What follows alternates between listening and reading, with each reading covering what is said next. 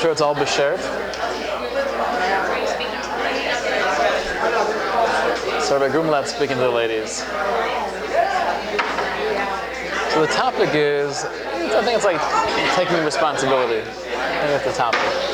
So nothing too controversial, but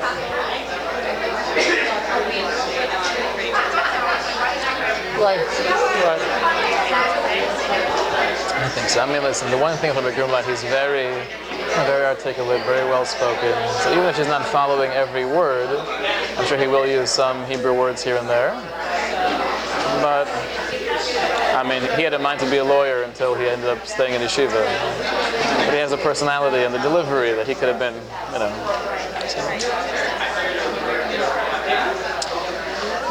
Okay, let's get the show on the road over here. Are we going to begin?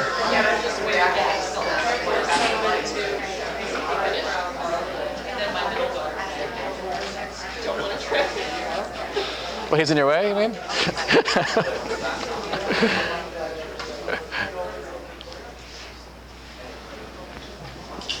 I'll show over the crowd. Good evening, everybody. Thank you so much for coming. This is a wonderful experience to have you all here with us today. In addition to many of you who are part of our regular Tuesday night class, we have women here who went on our trip to Israel last year, and women who are hoping to potentially go on the trip this coming year in the summer. So it's a great event. And in addition to the women's event, we offer the women's program. We have a variety of programs that the JEC does do. We have a summer camp, we have a Hebrew school, we have college, Rabbi Goldstein, our rabbi, thank you, on campus at FAU. We have an OR fellowship program, which gives Torah classes to high school and college students. And these are just some of the few programs that we run.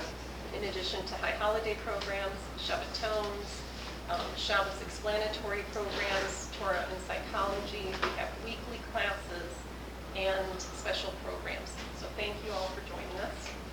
We also have, and we will have some flyers laid up here in the front for those who would like to join in, a conference call every other Wednesday. This is part of our women's group, but men, we now know, are secretly joining in.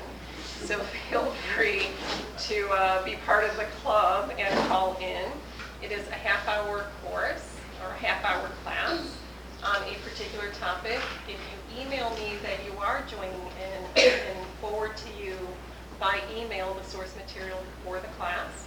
You call in, it takes a half hour. We do a discussion at the end. And any questions that you have on that topic can be brought to the forum at that point, or if it's a more personal or engaging nature, you can always email the rabbi. We have different rabbis that participate in the program, and it is new. It has just been going on for a month or so, and we hope that if you're interested, you can pick up a flyer and give me a call. I'm always happy to help. Rabbi Light is not only our executive learning director at the JEC, he is also the rabbi of the East Boca community, and this is actually the East Boca Community Shul that we are all sitting in here. So thank you to the East Boca community and Shul. And I'd like to have Rabbi Light come up and give our lecture. Okay, thank you, Mrs. Brenner.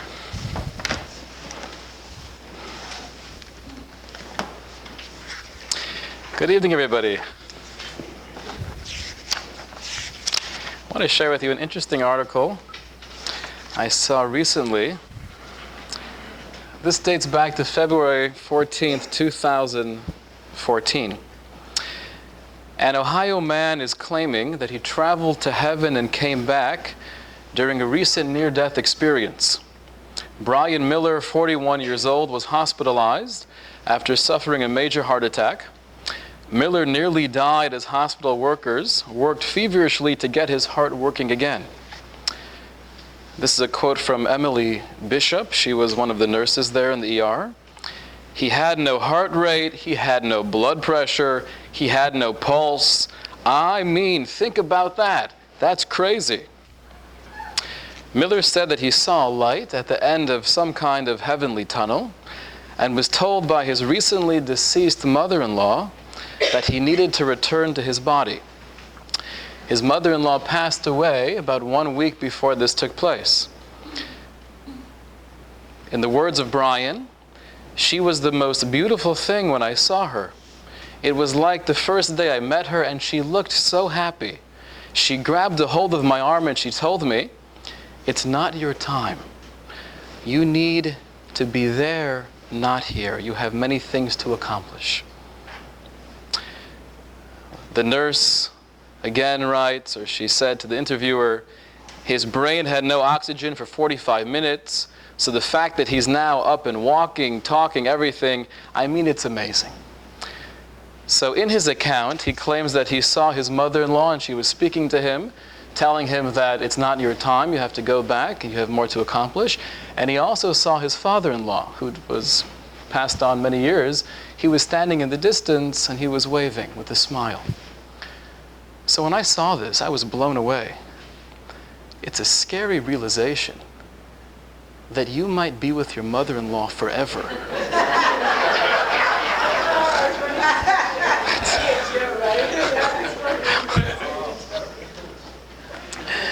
The truth is, there were two good friends, Max and Sam, that grew up together. They did everything together, and the love of their life was baseball. They were living in Brooklyn when the Dodgers still played in Brooklyn. Everything was about the Dodgers. When they were young, they would go to the games. As they got older, they would watch it on TV together. They eventually married, and as they grew older, they made a deal with each other. Max says to Sam, "No matter what, let's make a deal right now. We're going to shake on this. The one who dies first will come back in a dream and will tell the other guy if there's baseball in heaven." They shake on it. It's a deal. It turns out Max is not doing so well and he passes away. Sam, although depressed and disappointed, he's also somewhat enthusiastic, waiting for that dream. Is there baseball in heaven? So Sam's waiting day after day, no communication. Finally, about a week and a half later, Max appears to him in a dream. And he says, "No, is there baseball in heaven?" And Max says, "Well, I have good news and bad news. The good news is there's baseball every day up here. It is unbelievable. I'm playing with Babe Ruth and Joe DiMaggio and Hank Aaron. It's incredible. The bad news is that you're pitching tomorrow night."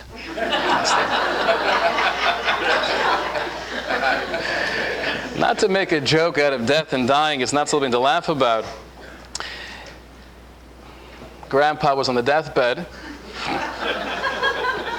I have to get one more in. There's so much to say when it comes to death. And he's gathered around friends and family and children and grandchildren. And his little 7-year-old granddaughter, Elizabeth, is standing there with a tear in her eye. And he says to her, "Sweetheart, what is that I smell? It has that familiar, warm, almost luscious aroma."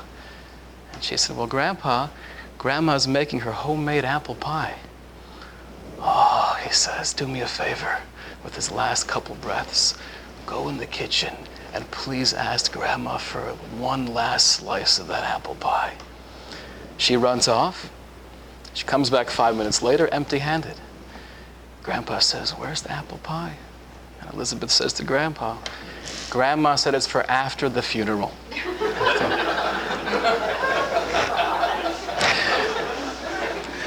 So the truth is, death is a source of laughter. It's obviously also a source of anxiety, of stress, of worry. It's been the obsession of humanity since the dawn of civilization. If you look back into the ancient world, how much time and focus and money was spent talking about and describing death. Mythologies, religions, everything surrounds, everything is focused on what will happen after we leave this world, if anything. In Egypt, we know that one of the greatest sources of treasure was in the tombs. They had a belief that to travel into the world after, you need to be accompanied with all sorts of gold and jewels Every civilization has their own conception of what death is. It's our greatest fear, it's our greatest source of anxiety. In the words of Woody Allen, he said, "I don't want to achieve immortality through my work. I want to achieve it through not dying." We don't want to die. And often we don't believe we're going to die. Death itself is shrouded in mystery. In the words of Maurice Lamb, he writes, "Philosophers and poets have probed the idea of immortality, but stubbornly death remains, as always, the greatest paradox of life." Pascal writes that all I know is that I must soon die. But what I know least is this very thing called death, which I cannot escape. We don't know what it is. We don't know when it will come. We know it's there lurking in the background. It's a source of fear. What I'd like to discuss this evening is the possibility, and in my own opinion, the probability of life after death. One could ask the question, why do we care? What's the big deal? What's going to happen after we die? Live for today. Be present. Live in the moment. Why do you have to ask these kinds of questions? It's a waste of time. It's a waste of brain space. Tell me if the following words sound familiar. Imagine there's no heaven. It's easy if you try. No hell below us. Above only sky. Everyone together. Imagine all the people living for today. Hey, hey. What a beautiful idea. Let's just live for today, man. Why do we have to come here and focus on the topic of what happens afterwards? Who cares? Live for today. The answer is that our understanding of death can and will radically transform our understanding of life. If we believe that when the human body shuts down and the brain no longer functions, it's blackout, game over, nothingness, then we're here, we eat, we drink, we be merry, and tomorrow we will die. We try to be good people, try to enjoy life, and then that's it. On the other hand, if you have the perspective that the human being, the essence of who we are, lives on, so that means potentially everything we do now lasts forever. That means every relationship we have now will live on forever. In the Jewish wedding ceremony, the one line we never say is, "Till death do we part." The reason is very simple. Because we don't believe that death is a separation. So to answer the question of John Lennon as to who cares, live for today, it's very simple. Based on my knowledge of what will happen after we leave this world, will radically transform how I live for today. That's the purpose of our discussion tonight. Speaking of relationships lasting forever, you have Harold and Gertrude. Been married for over 68 years. And towards the last 10, 15 years, Harold's getting very annoyed, bitter, frustrated. He's getting older, and he passes away. He finds himself standing by the gates of heaven, and there's a line of 3 or 4 in front of him, and you have 2 guardian angels standing there, and they ask the person about to enter, "Can you spell love?" L-O-V-E. Okay, come on in. The next person. "Can you spell care?" C-A-R-E. And then it's his turn. "Can you spell heart?" And he spells heart, and he walks in, and he sees the grandeur and the glory of paradise. And he's so excited to be there. Finally, free at last. Here I am on my own, a bachelor. What more can I ask for? The 2 guardian angels approach Harold, and they say, "Do us a favor. We're going to run out for a second, grab a cup of coffee. We'll be back in 5 minutes. Can you watch the gates while we're gone? You know the drill. When someone comes, give them a word and let them in." Fine. So he's standing there, he's looking around, looking up, down, the clouds, the rainbows. And then he sees off in the distance a silhouette And as it gets closer, it's somewhat familiar. And as she gets closer, he realizes that's Gertrude. Honey, what are you doing here? I couldn't live without you, baby. As soon as you left, I passed away also. I couldn't live another day separated from you. Come on, let me in, sweetheart. And he thinks for a second, a cold sweat breaks out. He looks at her and says, can you spell Czechoslovakia?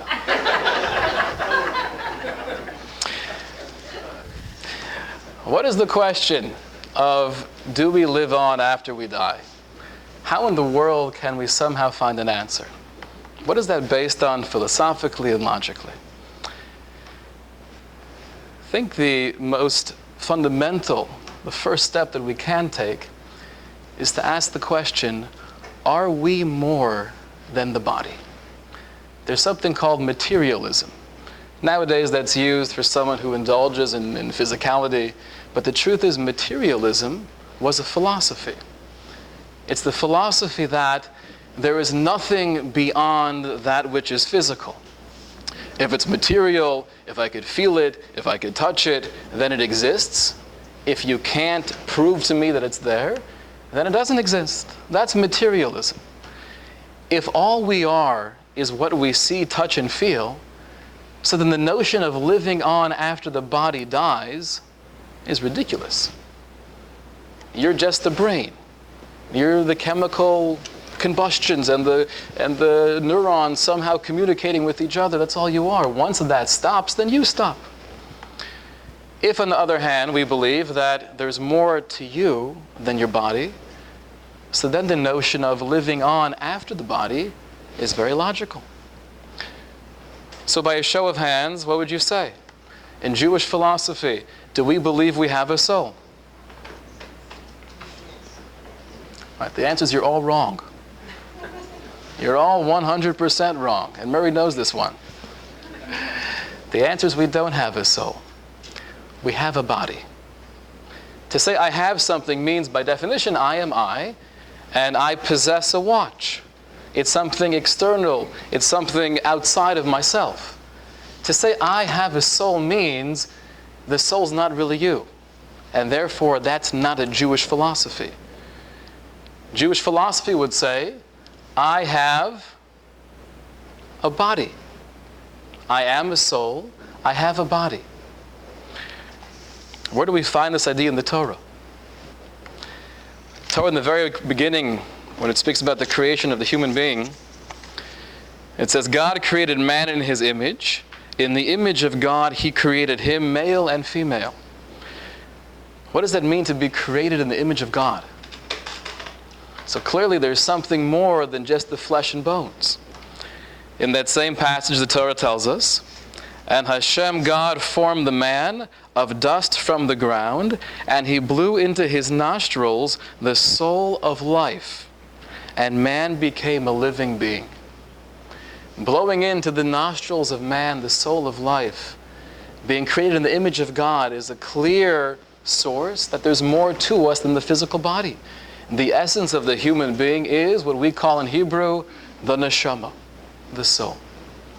So the belief has always been for thousands of years that consciousness, awareness, and identity is not limited to my brain or my body, but it's more expansive. I'm not confined by the physical being. Now, many people, I've heard this at funerals before, they'll quote the verse, from dust to dust and ashes to ashes, and the body is returned to the ground from where it came. That part of the verse is often quoted. The problem is, the second part is not. This goes back to King Solomon. Thousands of years ago, King Solomon writes, the dust returns to the ground as it was, and the spirit returns to God who gave it. So if you're quoting the first part of the verse, don't forget the second part. And it flows logically.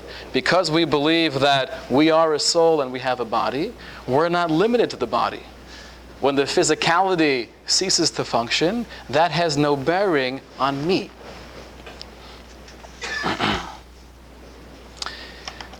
When it speaks about the death of Abraham, the Torah says that as he grew old, he was mature and content, he passed away, and he was gathered to his people. Interesting phrase, he was gathered to his people. We find the same thing regarding Jacob, that he passed away and he was gathered to his people. Often in the Torah we have that phrase. So keep that in mind as we explore some of the clinical cases, some of the near-death experiences we'll go through. Keep in mind those words, gathered to your people. I remember vividly in Hebrew school, I must have been 8, 9 years old, and I'm sitting in the back of the class, spacing out as I usually did. But for some reason I had a question that popped into my head, which was, do we believe in life after death? And the teacher looked at me, and he said in a very condescending way, and in a British accent, he was British, but there's no excuse. He said, Noah, Jews don't believe in life after death. We live for now, for the here and now. We're in the present. We don't believe in that stuff. So at the time I said, okay, I guess that's what Judaism teaches us. The one problem is, once I opened any book on the shelf behind you, if it's the Torah, if it's the Nevi'im, the Ketuvim, the Mishnah, the Gemara, the Midrash, the Zohar, you name it, it's very clear that's not Judaism. That's watered down, warped Judaism. Classic Jewish theology is very clear. We believe that you are a soul, you have a body, and based on that belief, we understand that you're not limited to the body. I want to share with you a beautiful example. This is a story that I've seen for many years, but just recently I saw it in a very articulate way. In a mother's womb were 2 babies. One asked the other, do you believe in life after delivery? The other replied, why, of course. There has to be something after delivery. Maybe we are here to prepare ourselves for what will be later. Nonsense, said the first. There's no life after delivery. What kind of life would that be? The second one said, I don't know, but there will be more light there. Maybe we will walk with our legs and eat with our mouths. Maybe we will have other senses that we can't understand now. The first one says back, that's absurd. Walking is impossible. And eating with our mouths? Ridiculous. The umbilical cord supplies nutrition and everything we need. But the umbilical cord is so short. Life after delivery is to be logically excluded. The second insists, well, I think there's something, and maybe it's different than it is here. Maybe we won't need this physical cord anymore. The first replied, nonsense. And moreover, if there is life, then why has no one ever come back from there? Delivery is the end of life, and in the after delivery there is nothing but darkness and silence and oblivion. It takes us nowhere.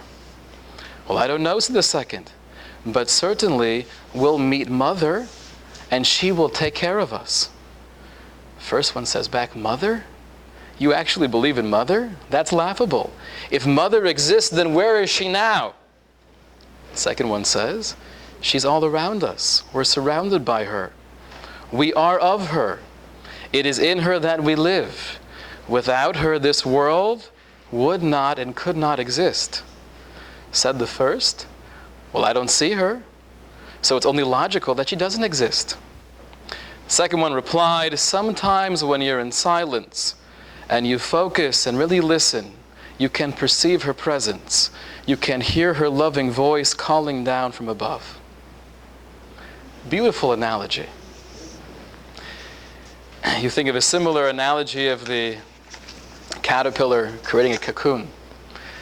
And you look at that from an outsider, not knowing how these things work. It's dead, it's gone, it's a piece of bark. There's no life here. And then somehow, some way, that transforms into a beautiful, majestic butterfly. You think of planting seeds. You have these little hard brown things, no color, no beauty.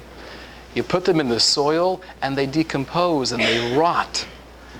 But eventually it takes root, and somehow those seeds grow into a magnificent tree. That's the Jewish conception of death. We're being born into a different dimension. And just like when we leave the womb, we're leaving a place of darkness, a place of limitation, a place where we can't realize our potential. Same thing is true when we leave this world. We're leaving a place of darkness, leaving a place of limitation. We could fly, we could soar. That's the Jewish view of death.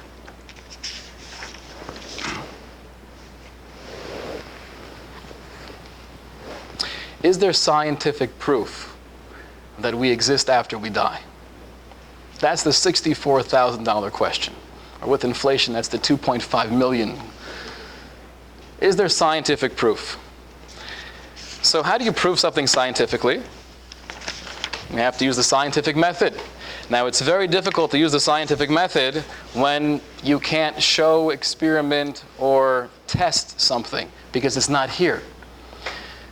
The closest thing we have is something called an NDE, a near-death experience. And there's a Gallup poll taken in 1982, more than 8 million people here in America that claim to have had a near-death experience, and more than 33 million people worldwide. This is going back 30 years ago. Share with you, this is from the British medical journal The Lancet, going back to December 2001. The article surveyed current knowledge on life after death in scientific terms. The material was based on reports from patients who underwent cardiac arrest or were involved in fatal accidents and died a clinical death, but afterwards returned to full consciousness. The common trait shared by all these people who underwent this experience was the autoscopic view, which is the observation of events as if one's looking down. Similarly, they reported a loss of self-identity and a feeling they had no longer existed in the body as they once did. The amazing similarity you find in these stories from hundreds of different countries, different backgrounds and cultures and languages and religions, but they all share some of the common themes. Does that mean by definition they're not lying? Is that a proof that at least many of them are telling the truth? What would you say? That's a pretty clear proof. If they're all saying the exact same thing, having no connection or relationship with each other, that's a very clear indication that what they're saying is true. Now, just because what they're saying is true, does that prove it's a supernatural experience? The answer is no. One could argue, and the skeptic would say, and he should say, it's good to be skeptical.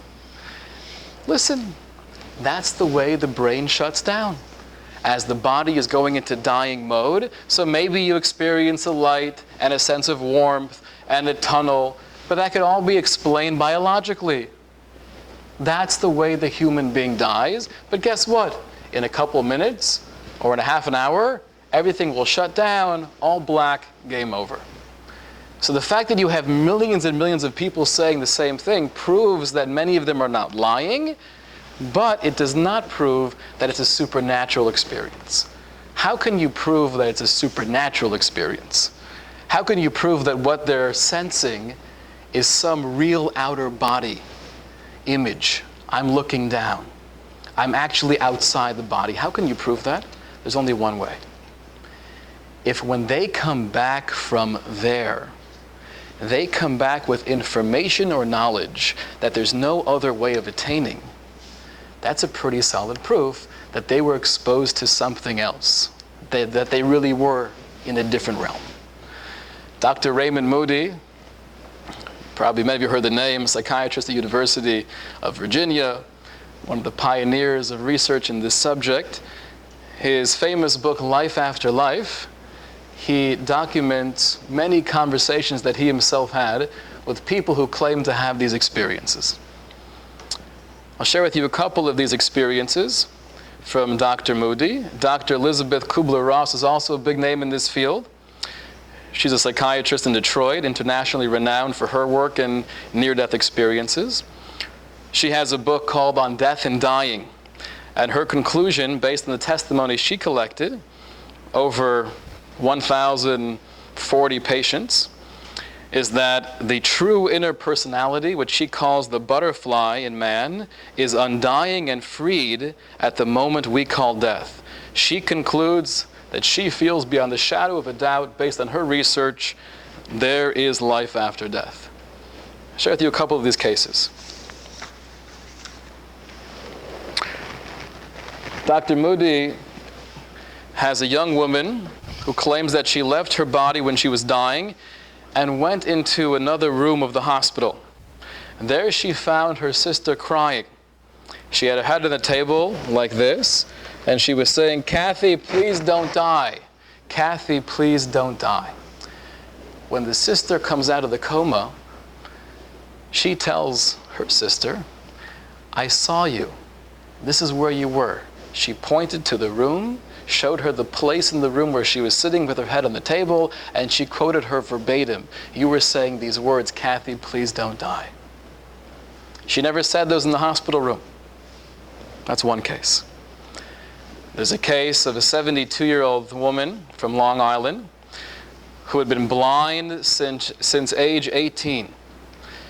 She's in a coma, going through cardiac arrest. She comes back, and she describes in vibrant colors and minute details what happened in her surroundings when the doctors were able to bring her back. She's been blind since 18 years old, but somehow she's able to describe colors and details of what took place while she was unconscious. A third case is the testimony of a woman who says, "I felt the presence of many relatives and friends who passed away hovering in the room. I felt they come to protect me or to guide me. It was a reception of sorts. I knew that everything was going to be okay, and I wanted to continue. But I heard my departed mother's voice calling me to return to where I came from and come back to life." One last case I'll share with you, which I thought was really astonishing. You have two elderly sisters, and one seems to be healthy and doing all right. One has a heart attack. She's brought back to life. She's resuscitated. Once she's conscious, she starts crying. And she says, "Elizabeth, Elizabeth." "What are you talking about?" And after the doctors get it out of her, she's crying over the death of her sister, who was totally healthy. Now it turns out, when she was in the coma, her sister passed away suddenly. So when you have stories like this, where it's not just a bright light and a feeling of warmth and comfort and something drawing me in, but you have people coming back with information, that's worthy of note. Now, could these people be lying? The answer is yes. And that's why we can't apply the classic scientific method. But I'll share with you some personal stories. I myself, thank God, have not had a near-death experience. But I've spoken to people who I know and trust. Now, some of you don't know and trust me, so I might be making this whole thing up. But it's still entertaining.